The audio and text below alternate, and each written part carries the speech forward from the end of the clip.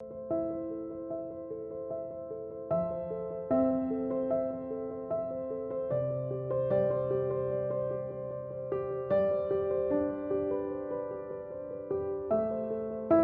to Vince, nobody likes the tuna. Bullshit, asshole. No one likes a tuna here.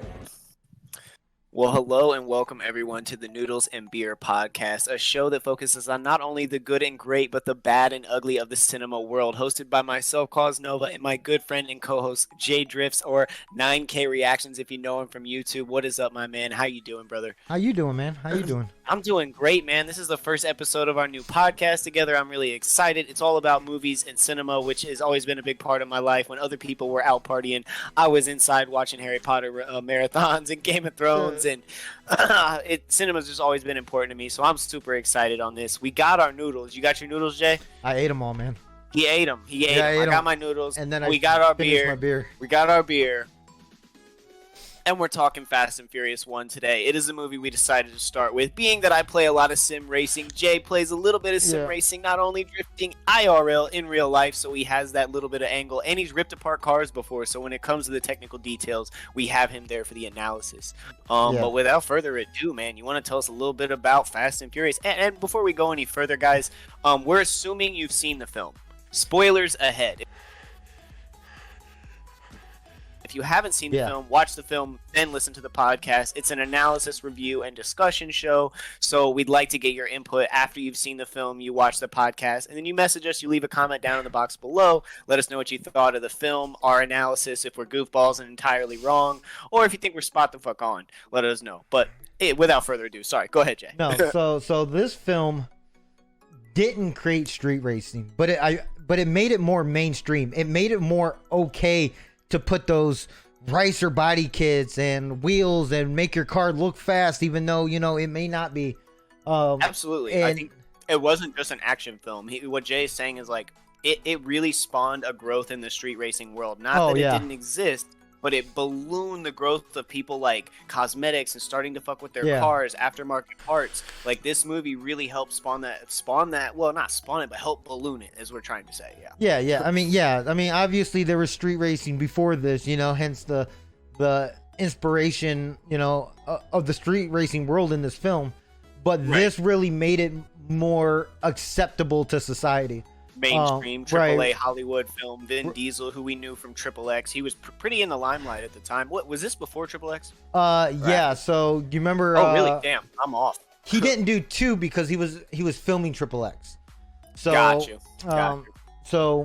So obviously you guys know the plot, and I'm just gonna run it down. If you watched it but didn't really know the plot, so you got Brian O'Connor, who was played by obviously Paul Walker, and he's an undercover LAPD who aspires to become a detective and even more like with the FBI. And his get that agent level shit. Right. And his main job was to stop these hijackers who are robbing semi trucks for like DVD players, VCRs, you know, whatever. Kind of like his audition, right? Like, that's the feel. Yeah. It feels like the FBI is like testing him. They're like, all right, you're LAPD, do this undercover job for us. We'll see how you handle it. Which is funny because the same thing that's actually mirrored later on the other side of the law. And we'll get into that a little bit in a minute when we get deeper into the plot. But Jay knows what I'm talking about. So and obviously his main purpose is get in the street racing scene, trying to figure out who it is who's hijacking. Who's hijacking the trucks. Right, because at the time, they know, I think, I don't know what Toyo tires, I don't know what the specific brand tires that they find on the pavement, but they know it's somebody connected to street racing. Right, so, they know it's an aftermarket tire. They know it's a street racing tire, so they've connected that. And so they're focusing their search area in those parameters, in street racing, and they're sending Brian in undercover. That's the plot. Right, and, you know, obviously he's got to get close. He's got to figure it out. He's got a time frame, you know, before these semi-drivers are going to, you know, take the law in their own hands. And, you know, Brian has to choose either the side of the law. Doom, right? It's like they're gonna start carrying guns. Like the truck drive, like we have to figure this out quickly or people are gonna start dying. Yeah. Right. So now you got an undercover cop who's so deep that does he choose the side of the law or does he choose, quote unquote, his new family? Lines become blurred.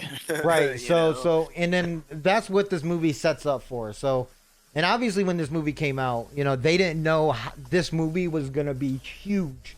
No idea this was going to spawn what it spawned. The franchise it created, 8 films following for a total of 9 films. Who's to know? There might even be more. Who's to say that they're done? Everyone tries to. That's always the debate after a new Fast movie. Like, oh, they're done. They're done. Well, I think the studio said they were done. Obviously, following the death of Paul Walker. But I think, you know, everybody says we're done. But then you see another movie come out or another spin-off. You know, nobody's really truly done because at the end of the day, it's about the moolah. It's about the money. And this movie brings in a lot of money.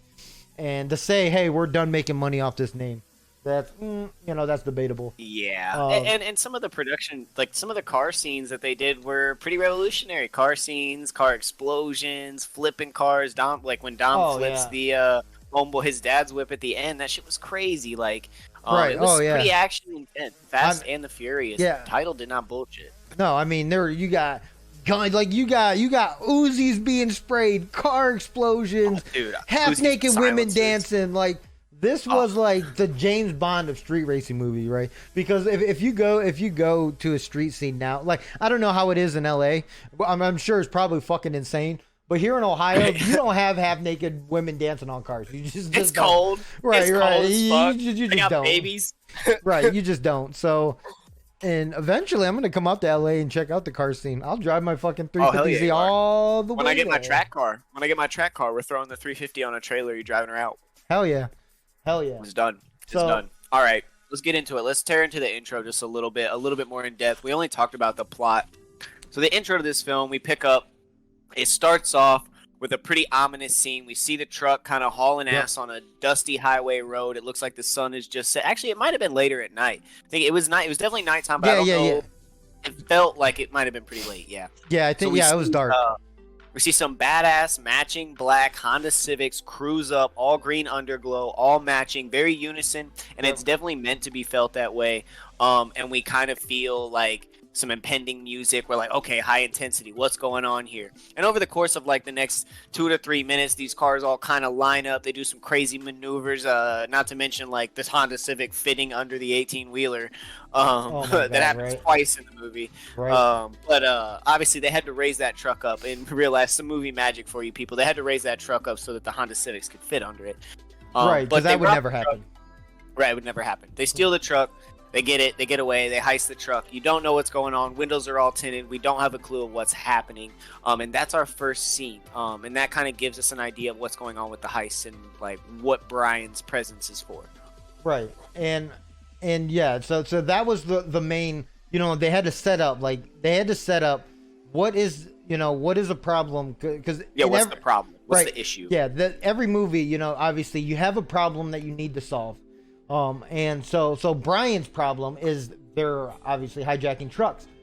The only way he could solve it is figure out who, you know, and stop them. You know, and like you said, the time frame is short. He's got pressure from the FBI. Yeah. He doesn't know that much about street racing. We find out later in the series he has a bit of car knowledge, but it's not evident in these films. The character wasn't that developed. He didn't know when he was doing these lines that character was that developed, which comes later. But he plays it off really well. I think this movie was just like it was such good timing, such good luck. Like everything worked out really perfectly for this film to happen. Oh, 100%. Like the fact that he wasn't really knowledgeable in this film, like because he played in this film, the love of cars was born. And dude, even after this movie, man, he loved cars. Bought cars, you know, and racing everything. Teams. Yeah, he was all about it. Yeah. Yeah. And just to go back to the movie, and obviously, you know, to develop Paul Walker's character, Brian O'Connor. So after the heist scene, it shows him driving up in Harry's pickup truck, which is a late '90s Ford F-150 Lightning. Which I believe, Lightning. Right, and I believe that was before the SVTs by Ford, and obviously that truck is a rare truck, beautiful truck. Pulls up to Dom's carryout / sit down like bar, yeah. Toretto family market lunch shack Yeah, thing. yeah. Which actually exists, and I will be going there here in the next few weeks, so look out for that. You got to record a video when you do that. Yeah, it'll be on YouTube. Right. It'll be on this channel. It'll be on our channel. Yeah. Hell yeah. And then and obviously that's where the iconic, Tuna no crust line. I've seen so many people see wearing the shirt Tuna no crust, because they had to somehow introduce Brian O'Connor to Dominic Toretto's side of the neighborhood, right, to get him in. So and obviously he's been there multiple times. We seen him the one time, because Mia. And it's a little bit deeper in first glance. You don't realize, like, seeing the truck, you don't put it together that, like, he had the job at Harry's. You know what I mean? Right. Like that, you kind of figure that out later. Like, oh, like you're working at Harry, and then you see him at Harry's talking to Harry. But like, they kind of paint it like his in was Mia, but his in was the job, and then like using the job was then able to get into the shop without being kind of weird. Right. He's trying to hustle parts. Develop, he's trying to sling parts to Dom. Yeah. Right, and develop relationships. Because he's gotta find the right door. You get in the wrong door, you get caught. You gotta find it's a delicate process where it doesn't go any further. Right. Like you go in the wrong door and there's no other doors. Like that's it. Yeah. So he's trying to get in right now with Dom's sister Mia Toretto, played by Jordana Brewster. She and runs the lunch counter, makes a fire tuna sandwich. I'll have the tuna. No crust. No crust. Right. I mean, according to Paul, according to Vince, nobody likes the tuna. Bullshit, asshole. No one likes a tuna here. Yeah, well, I do. But apparently, yeah. Right. And Vince is supposed to be secretly in love with Mia, as we see by the jealous outburst that ensues about 30 seconds into this scene. Brian has ordered the tuna sandwich, no crust. Dom's sitting in the back, not paying any mind to Brian at all, doesn't care. And then Dom's crew rolls up. We got Leon, Vince, Letty, and what's homeboy's name? I'm spacing his name right Jesse. now. So you got Jesse. Yeah, that's it. Yeah, Yep. so they all roll up, and obviously Vince notices Paul at the bar, and they're like, he's sandwich crazy, and he goes, just chill like, out. What's Buster doing here again? He's noticing him for like another time because he's seen him before. He's like, what's he doing here again? Right, and obviously we don't get that part of the story, but they're just filling in the blanks, right? So they're filling in the blanks like he's been there more, and he goes, he just likes the tuna, and then Vince is like, nobody likes the tuna. So obviously, implying that he's there for Mia, he's trying to bullshit his way into Mia's pants or something like that. Because we find out later that Vince has actually known Dom and Mia for almost his entire life. Dom considers Vince a brother. Vince looks out for Mia, might even have a bit of a crush on her. Who's to really say? It could just be the older brother protection vibe he's got going on. But it's probably a little bit more than that. My theory is that Vince is in love with Brian. And that's where the jealousy comes from. But you guys can let me know if you think I'm wrong or right on that in the comments below. I won't eat up too much of the podcast. And just a fun fact is they never said who Vince was in love with. We assumed it was Mia. We assumed, but no one ever confirms this. Right. So then that obviously leads to a scuffle. That's when Dom and Brian O'Connor finally meet. They finally, they come face to face. You embarrass me. The first time. Exchange words. On not on a friendly note. Because Dom, he's fired, but he can't be fired because Harry's an informant, quote unquote. They got some dirt on Harry, so that's where they meet, and then obviously we have the famous first street race scene. We pull up to the first street race scene, and this is after he's like, get the fuck out of here, like you said. Right. You don't work at Harry's. Brian shoots back to Harry's. They have the conversation. FBI puts the pressure. He's like, no, I'm fucking gonna keep working here, and I'm going to the street race tonight, and I need some Nas. Yeah. So Harry fits his car with Nas, which is plays a pretty important role in Brian's inexperience. And just not having the knowledge and skill that it takes to use a system like a Nosbogger system in a car like that, and leads to his ultimate loss in the very first race. But Jay, if you want to give us some details on how that goes down, who's involved, we got some pretty leading characters in that first race. Yeah, so this is where, this is obviously the first scene we see Brian, and obviously Brian doesn't know anybody, gets out of the car, looks confused, and that's when you see Noel. I'm not even gonna attempt to say his last name because I don't know how to say it. I was just thinking the same thing. I was like, I'm but not Noel, about to try and say right? his last name. I don't know how to I was say just thinking the same thing. I was like, I'm but not Noel, about to try and say right? his last name. So he plays Hector. He plays important Hector. character Noel. Yeah. So he actually, and funny fact, because we can't say his last name. So when he goes up to Paul, he goes, I'm Hector. He goes, I have a last name, but I don't know how to say it. They call me Hector. Got a last name too, but I can't pronounce it, so. So, and which is oh funny. my God! Wow! Right. What a connection, right? Jay. And then we can't say his real name because we don't, we don't know how to say it. So that's Hector, bro.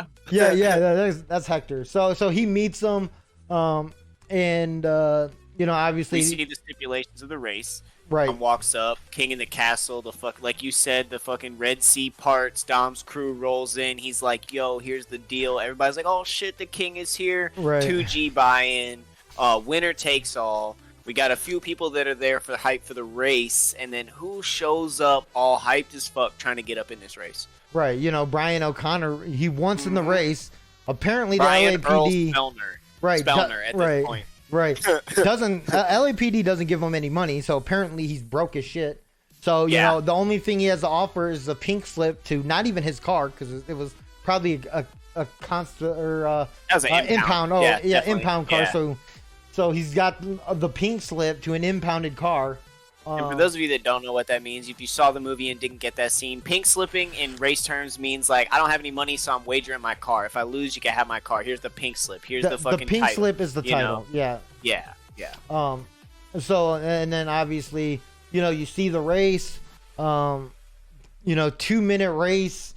They stretched out that 10-second to 2 minutes. Oh my God. That quarter mile lasts fucking forever. And obviously Dom wins. Almost had you. Brian uses nitrous. For some reason, his engine blew up, but he lost control. His engine blew up. His brakes locked up. He spun his engine out. blew up because he didn't understand what the limitations of it were. Right. It's highlighting his inexperience. Right. And that's what Dom highlights. He's like, he says it later. You almost had me. You never had your car, bro. Like, you know what I mean? And in the end of that, Brian does fuck the car up. And, we'll get to that. He doesn't destroy it entirely. Not yet, anyways. Right. So car's blown up. He saves Dom from the police. Long story short, Dom parks his car, which actually, to think of it, I think that's the last time we've seen the RX-7. That is. Sadly enough, that is the last time we see. No, wait. Does he take it to Race Wars? We don't see him in it, dude. Yeah, he doesn't. Yeah, we don't see the RX-7. Maybe there's. Oh, a you know scene what? of it. I think when they originally left Race Wars, I think it was in there. I think it was like a 2-second rear end shot. Yeah, a rear end shot or something, a quarter panel of the RX-7. But yeah, we don't see him in the corner in it anymore with that beautiful fucking interior. We saw that beige interior. Right. FD. Right. So then he saves Dom. Picks up Dom as the cops, swarmed in, orchestrated the whole bust, and then we finally meet Dom's rival, Johnny Tran. Yep, Johnny Tran. He shows up. They're cruising back because obviously it's easy for Brian. Brian sees this as an easy in for him. All right, so the cops are busting the street race. I can save Dom. Obviously, I'm going to get away. I'm a fucking undercover cop. Right. Brian O'Connor, stay off my tail. Right. Easy in with Dom. On their way back, they, like Jay said, they run into Dom's rival, the antagonist, the villain of the movie, Johnny Tran. Yeah. So we learn a little bit, because Dom is caught in Chinatown, where he's not supposed to be, and we kind of find out a little bit, more about their beef. Territory. Dom's like, yo, when you gonna let me take a crack at the S2000, and they. Talk, maybe at Race Wars, whatever. And, he blows up the Eclipse. Which, fun fact is nitrous oxide is not flammable. So, obviously, they blew it up for cinematic. Right? I mean, the tanks would catch. So what nitrous oxide is... No, not the NOS tanks, the gas tank is what I'm talking about. Yeah. So the gas tank is flame. Obviously, but that explosion fuel. They accredited to the NOS, which is... Well, okay, so fun fact is fuel is not actually flammable. It's the fumes from the fuel that is flammable. Interesting. But yeah, I mean, it launches 10 feet in the air, slams down. You know, obviously you hear Dom screaming, "Nitrous!" You know, to make us think it was the nitrous that made it blow up. Movie magic, man. Movie magic. We gotta have it. It is Fast and the Furious after all. I mean, come on. So, you know, they talk about it. They go to that. They have a house party. That was Brian O'Connor's in. So he saves Dom. That was how he got in. Right. Yeah. So, you know, and you know, Dom's famous words is, "You owe me a 10-second car." And so, and then we'll jump into, which is what keeps Brian around. That's what's so important. Is that's up Brian's association with the crew. They get back to the house. They have their little respectful bout, and they're like, "What the fuck did you bring this guy here for?" Vince tried to beat his ass. He's like, "Yo, this fucking guy kept me out of handcuffs." Little do they know he's undercover cop. But anyways, it looks good on Brian. Dom's like, "Hey, don't fucking forget, you owe me a 10-second car." It's kind of like the mantra. If you've seen Tokyo Drift, it's the same thing. Han says to Sean, he's like, "Hey, don't leave town." You know what I mean? Like, you owe me, bruh. Right. Like, stick around. So that kind of sets up that, oh, okay, he's in the movie now. He's in the crew now. And this leads us into, like, one of the best montages in all of the film franchise is the building of the orange Supra. Yeah, the infamous non-turbo NA cheapest Supra you could find because they needed, like, 20 of these cars. I don't know if it's sold at auction, 20. actually. It just sold at auction like a month or two ago, wasn't it? Or maybe even a few weeks ago for what, 150K? No, 550K. 550K. Oh, okay. Yeah. Over $500,000. Not because it's an NA Supra, because it truly is an NA Supra, but because it was in Fast and the Furious and it was actually used in the film.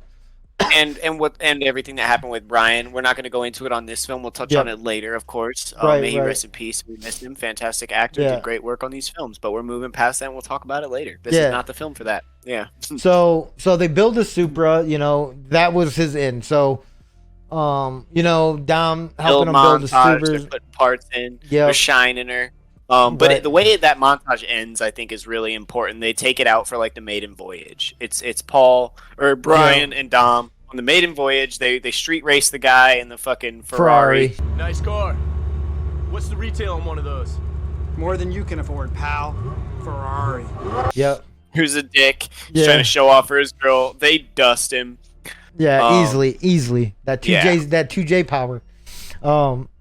So yeah, and that was his end. You know, he's able to, I guess, start flirting with Mia more, because he's around more, and you know they go on a dinner date. And the very end of that drive is a very interesting scene. Not only because they end up at the same shrimp shack that Keanu Reeves ends up at Point Break, which I think is a funny little connection. That's the same shrimp shack. I think it really exists. I think it's a functioning shrimp shack. Like he shows up there with that chick.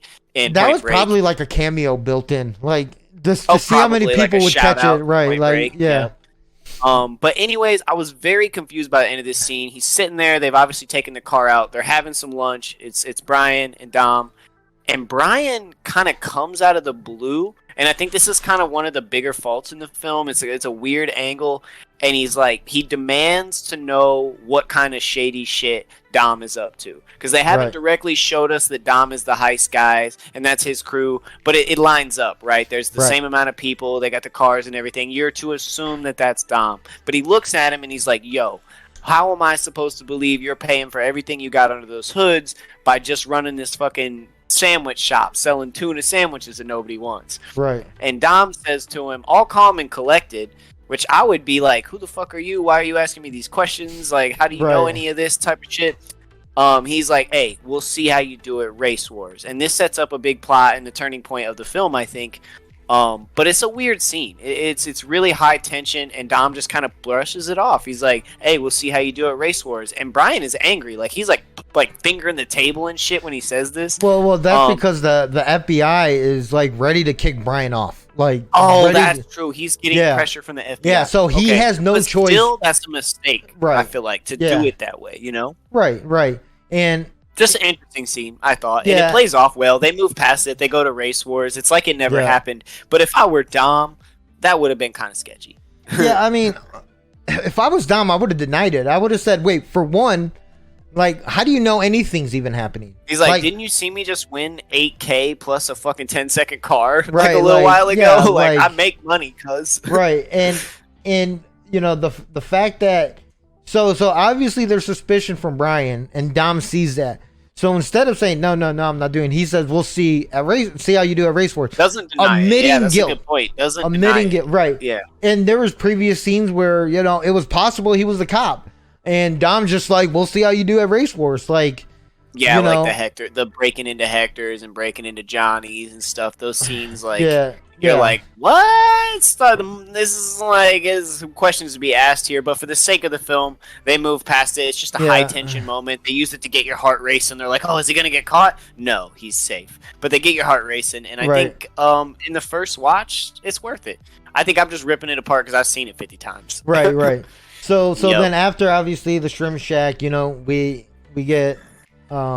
get race wars. So this is everyone's been building their car for is race wars.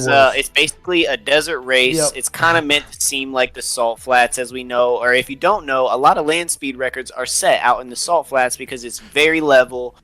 There's good high grip out there, and there's nothing really to worry about. So race wars, obviously, they're like, well, shit, let's take it out in the desert. Yep. Everybody's doing the quarter mile anyway. It's drag racing. We got the salts, we got the flats.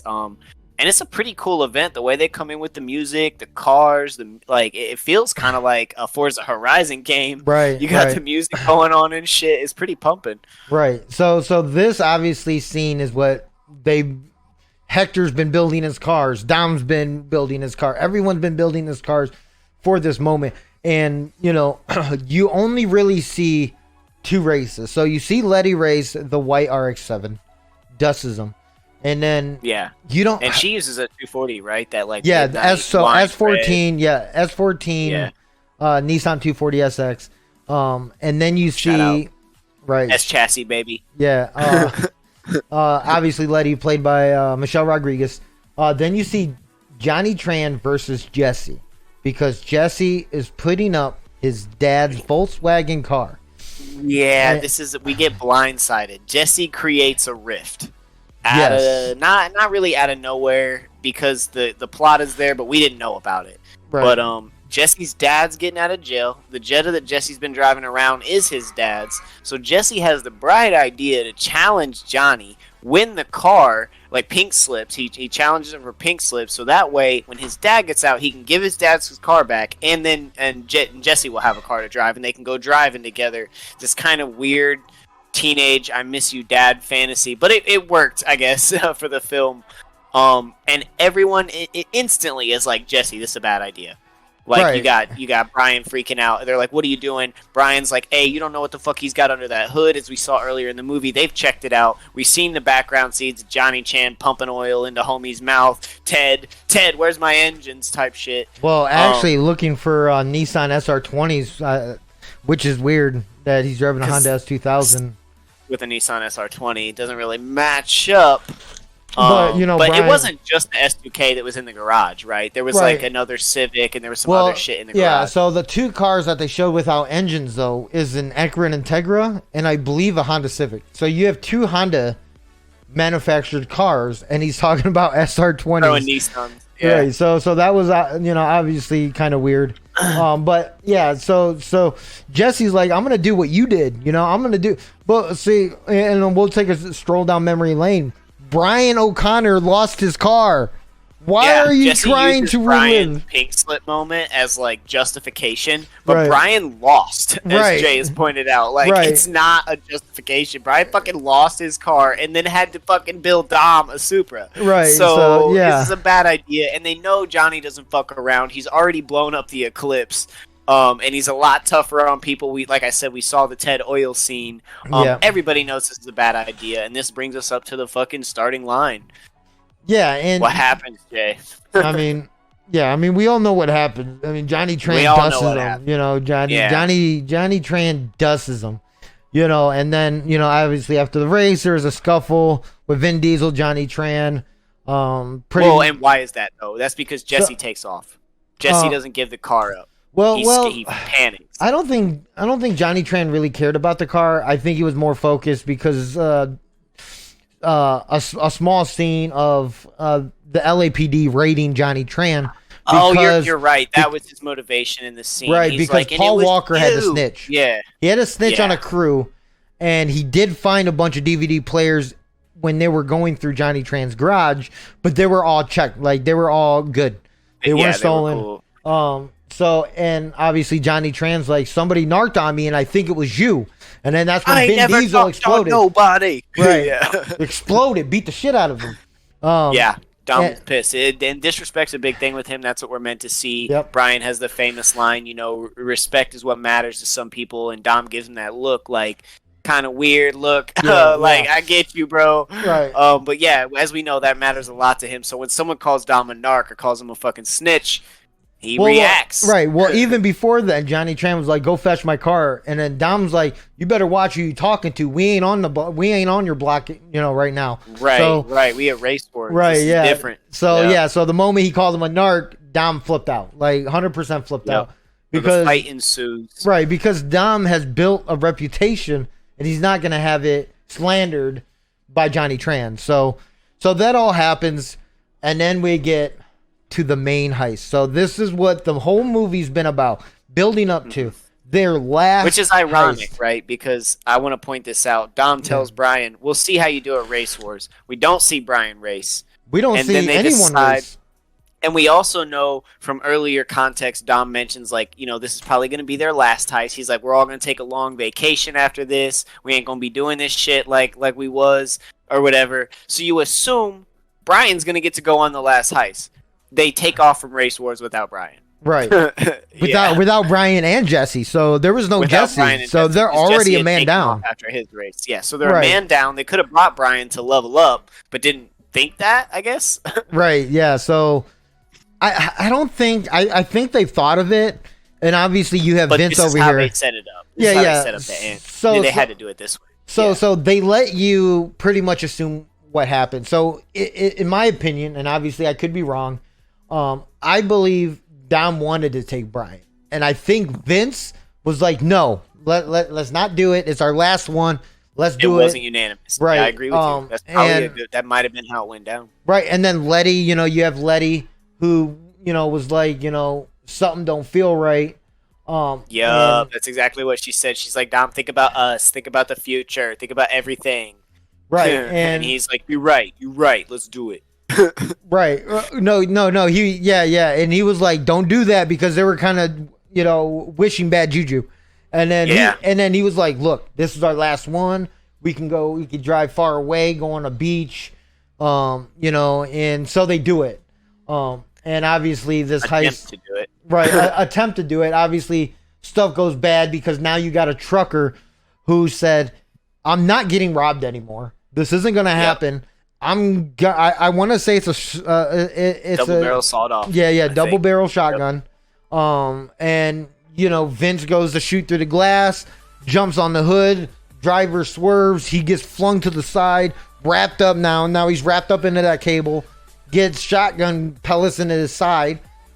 Takes some bird shot. But before then, Brian knows that Brian sees them leave. Okay, so they left during the daytime. This is kind of while it's happening. Brian sees them leave, and he knows he has a suspicion for where they're going. Right. Pretty sure, and he freaks out. He's like, all right, there's really no way I can attack this while staying undercover. So he approaches Mia and basically offers up his cover. He's like, look, Mia, I know what your brother's going to do. Where are they? I know he's going to do a heist. I'm LAPD. I can get there. I can save him. I can stop him. If you don't tell me right now, your brother's going to jail or he's going to die. So this decision is given to Mia, like, I don't want to betray my brother and narc my brother out, but I also don't want him dead and in jail for the rest of his life. And the crazy part, though, she literally had 30 seconds to make a decision. A massive decision. Right, It's like, a turning point in the film, right? Because it has to go with the way Mia gives Brian the intel. But like for that split second, your heart is racing. You're like, what does she do? Right, right. And because she they're does, in love. And we cut to that. Right. Yeah, and there is they're a in real love. connection there. Jordana Brewster reprises her role later as Mia in other films. They carry that romance. We know that that's a real romance between them. So it makes sense that Mia makes this decision. And we cut to Brian showing up. He's on his way with Mia. They're on their way to the heist. And basically on his way to save the day. As we see Brian he's like, ah, shit, Mia, take the wheel, leaps on the car, pulls some crazy hero guy shit, gets Vince off of there, even though Vince is, the one who gives him shit in the beginning, which I think brings it full circle. Like, oh, I do care about these people. This is finally my family. Even if Vince doesn't like me, I'm here to save him. Which is interesting because Brian doesn't call the police, does he? Nah, he goes by himself. Yeah. So, well, he does make a phone call to the police to trace the phone call. That's how he finds out where Dom is. He doesn't alert them it's going down. Right. You know what I mean? Yeah. He just tracks the phone call. They find him. Well, they were able to get Vince off the truck. But he's hurt. He's hurt pretty bad. Yeah, he's hurt bad. Off to the side of the road. And that's another pivotal moment right there. Very important. So he calls for a life flight. Dom's there, hoping, helping Vince, and obviously Brian had no choice other than when he was calling life flight, he had to say, "This is Officer Brian O'Connor, LAPD." Gave him his badge number or whatever the situation. That's when Dom finally finds out this dude is a narc. This dude is literally an under. Right, and so Dom is pissed. Dom is mad. Dom leaves. He calls Fires Mia. in his eyes. Yeah, he's screaming blood. at Mia. Yeah, blood in his eyes. So obviously now we know Dom knows. Right, but this is kind of where we start to see the lines blur too, because not only does Brian not call in the heist, but he also lets them drive away. So the lines are starting to blur. As an undercover officer, Brian's got him. He can make the call right now, but he doesn't. Right. You know what I mean? Yeah, so instead of calling the police, Brian continues to trace Dom's phone. And then, Brian meets Dom at his house. And he at the house. Because obviously he doesn't have a car. I don't know what happened to the Civic, but apparently it's not a thing anymore. He gets in his dad's 69 Charger. I believe it's a 69 Charger. I know it's a Charger. I don't know the exact year. I'm sure it's a 69 Charger. That was the popular year for a Charger. He gets in there with a shotgun. Let us know in the comments below if we're wrong. Yeah. On anything. Yeah, the whole thing. So he gets it. He gets a shotgun. He tells Brian, like, I have to go find Jesse, because if Johnny Tran finds Jesse, Dom just has to go. Right. He's got to go. And Jesse's his little brother. He's taking care of Jesse. He's taking him under his wing. Dom's like that. He's protective, and it's quarter mile at a time, all or nothing. That the crew is family, Jesse's family. He's got to go find him. So he's telling him, like, hey, their guns are drawn. Brian's pointing the Glock at fucking Dom. Dom's got the shotgun. Is like, hey, you're getting out of my way one way or another. Jesse's family. Right. So then Jesse pulls up, right? And he's like, before Dom can take off. Right. He's like, and then Dom throws a shotgun, and he was like, "What were you thinking, Jesse?" And Jesse's like, "Yo, Dom, I messed up. He's freaked out. Right. He's young. And then Paul Walker and Dom, they both notice. They hear dirt bikes because Johnny Tran's crew likes to ride motorcycles. They hear the dirt bikes. Their head first. Yeah. Right. And obviously, unfortunately, Jesse passes in this scene. Yeah. Oh my God, the way you said that, Jesse passes. It's a fictional character, Jay. Well, Jesse's the character. The crew cruises up. Scrap! Jesse gets full of bullet holes. They whip up the Jetta. Does it blow up? I don't remember. No. So it doesn't blow up. So then you have like this cinematic scene where Dom is looking at Paul and Paul's looking at Dom, and so Paul had to make a choice. So Brian O'Connor jumps in the Supra, chases him down. Dom, jumps in the Charger, chases him down too, and they kind of actually help each other. Dom ends up neutralizing one of the riders because there was two, and then Brian ends up shooting and killing Johnny Tran's character. And then Paul Walker sees Dom in the Charger, whips a 180, and then drives off, and then obviously Brian O'Connor's after him. Chases them down. There's a little bit of a chase scene, and then it folds in quickly. Dom rolls up to a stop. Ryan rolls up next to him. This is the setting for our outro. It's the setting for the summation of the movie. Dom looks over at him calmly, and he's like, hey, man, says some shit about how he used to race there back in high school. This is the old drag strip. Why not? One more race, one last, quarter mile at a time type shit. And Brian's like, well, shit. I mean, all right. Right. Yeah. So this is like the one last You know, you got the Supra, you got his dad's car. You're kind of meant to assume that if Dom wins, he's gonna like get away, but if Right. he doesn't, he's gonna like walk into cuffs or something. It's weird the way it's set up because obviously Brian's a cop; he can just be Right. like, "Get the fuck out of the car," but he keeps giving him that leeway because he cares about Dom and he's grown close to him. Right, and obviously Don built this Supra not to be a slouch. Right. You know, so this whole time they're like And neck we to just neck. saw it flip here in the clip. If you're Right. watching the video portion of the podcast right now, we just saw Dom flip the car. Right.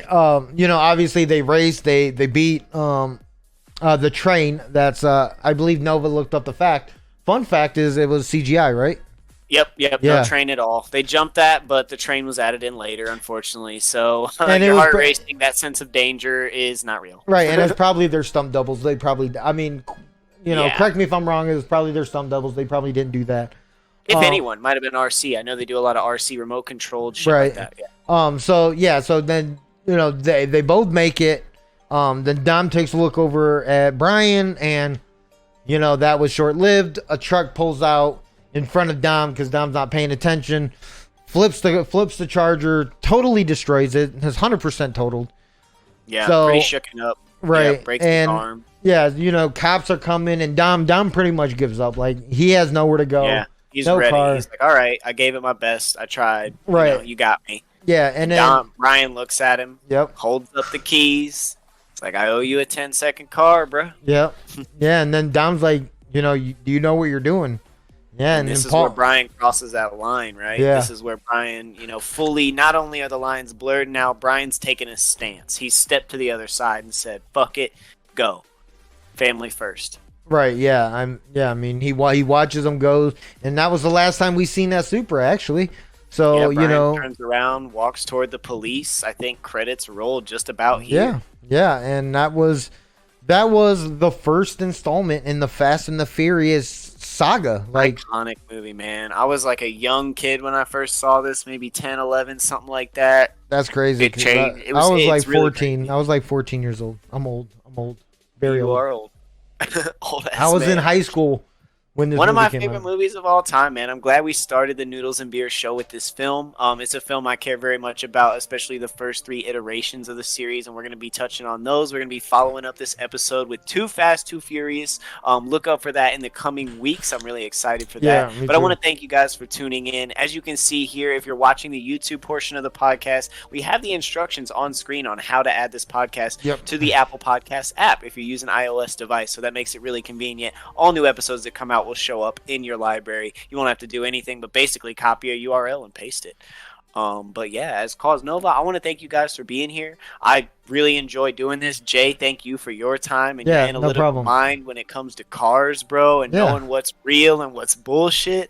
I appreciate that, man. Is there anything you want to say to everybody? Yeah, if you're watching the video portion, make sure you drop a like, smash the subscribe button, hit the notification, leave a comment on what you want to see us review. Let's say Definitely. review. Feedback. Yeah. Feedback. Yes. What you liked Comments, about the show, what you feedback, don't like suggestions. about the show, what you think could improve the show, and if there's a if you want us to review Twilight, I'm not reviewing Twilight. Put it I'm down just there. letting- We'll see how many upvotes it gets. We'll Right, see you how. know, Hey, man, if Twilight gets 10,000 thumbs up in the comment box down below, we will do Twilight. We'll do every single one of them Oh, happily for you. I will do it for the viewers, 100%. For the You know, viewers, but bro, just for let the us love know. of it. Yeah, just let Yeah. us know. Communication But I is had key. a great time. Me too. It is. I had an amazing time. I hope too. you guys enjoyed the podcast. I hope if you were watching the video section, we hope you enjoyed it. But we're wrapping it up. I'm KawzNova. That's JayDrifts, 9K Reactions on YouTube. And this is the Noodles and Beer Show, a podcast about not only the great and the good, but the terrible Yep. and the ugly side of cinema. Thanks for joining Yep. us. We'll catch you guys next time. We're out.